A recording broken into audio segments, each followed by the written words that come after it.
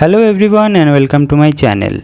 Algebra বা বীজগণিত সাধারণত ক্লাস 6-এ আমরা এই শব্দের সঙ্গে পরিচিত হই। যখন আমাদেরকে বলা হয় এক্স ধরে অঙ্ক করার কথা, তখন আমাদের মাথায় নানা রকম প্রশ্ন আসে যে এক্স ওয়াই জেড এগুলো তো ইংলিশ অ্যালফাবেট, এগুলো আবার অঙ্কে কিভাবে চলে এলো।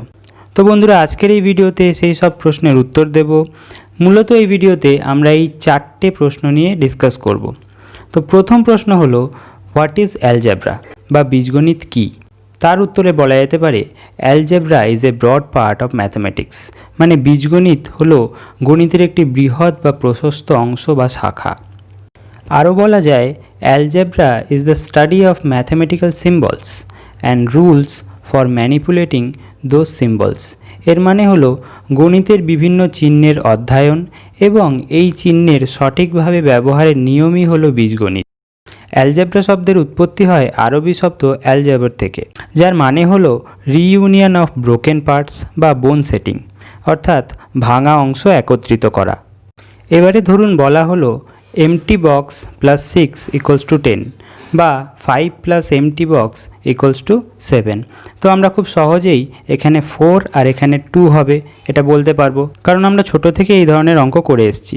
এবারে এই অঙ্কগুলোকে যদি একটু অন্যভাবে রিপ্রেজেন্ট করি, মানে এই বক্সের জায়গায় যদি একটাতে এক্স আর একটাতে ওয়াই রেখে বলি ফাইন্ড এক্স আর ফাইন্ড ওয়াই, তাহলে এখানে যে এই এক্স ওয়াই আমরা ব্যবহার করলাম এগুলো হলো ভেরিয়েবল বা আননোন, কারণ আমরা এই এক্স আর ওয়াই এর ভ্যালু জানি না, এর ভ্যালু আমরা বের করতে চলেছি বা এর ভ্যালু আমাদেরকে বের করতে হবে। অর্থাৎ যে সমস্ত মানগুলো আমরা জানি না আমাদের বের করতে হবে সেগুলোই হলো ভেরিয়েবল বা আননোন, আর যে রুল বা নিয়মের মাধ্যমে আমরা সেটা বের করব সেটাই হলো অ্যালজেব্রা।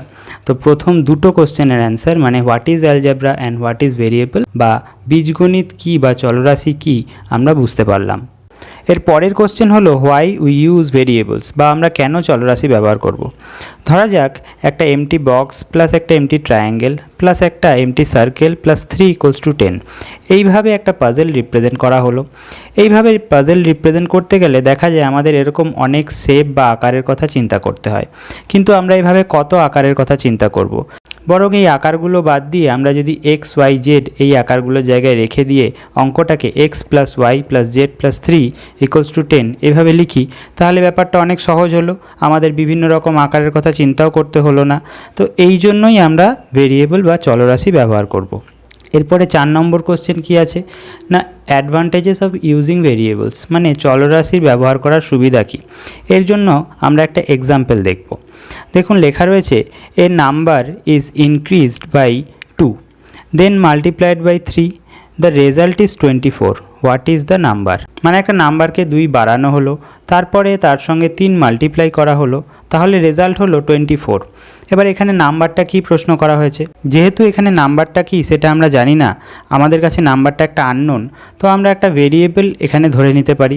ধরা যাক এই নাম্বারটা হলো এক্স, বলেছে 2 ইনক্রিজ করতে, তো আমরা এর সঙ্গে 2 প্লাস করলাম, তারপরে 3 মাল্টিপ্লাই করতে বলেছে তো 3 মাল্টিপ্লাই করলাম, তো বলেছে এরপরে রেজাল্টটা হচ্ছে 24, তার মানে এইটা ইকুয়ালস টু 24 হবে। অর্থাৎ এইভাবে এত বড় অঙ্কটাকে আমরা এক লাইনের মাধ্যমে রিপ্রেজেন্ট করতে পারলাম বা প্রকাশ করতে পারলাম, তাহলে এটা অনেক সহজ হলো আগের থেকে। এটাই হলো অ্যালজেব্রা আর এটাই হলো ভেরিয়েবল ব্যবহার করার সুবিধা। তাই অ্যালজেব্রাকে কঠিনভাবে ভাবার কোনো কারণ নেই, বরং অ্যালজেব্রা আমাদেরকে সাহায্য করে সহজভাবে ম্যাথামেটিক্সকে বুঝতে। আশা করি অ্যালজেব্রার একটা প্রাথমিক ধারণা দিতে পারলাম। ভিডিওটি ভালো লাগলে লাইক করে দিন, শেয়ার করে দিন, আর কোনো ডাউট বা কোশ্চেন বা কোনো প্রবলেমের সলিউশন লাগলে ফেসবুক বা টেলিগ্রামের মাধ্যমে আমার সঙ্গে কন্ট্যাক্ট করতে পারবেন। এর সমস্ত ডিটেলস ডেসক্রিপশানে দেওয়া রয়েছে। আমাদের এই সার্ভিস সম্পূর্ণ ফ্রি। আর হ্যাঁ, চ্যানেলটি অবশ্যই সাবস্ক্রাইব করে পাশে বেল আইকনে ক্লিক করে রাখবেন।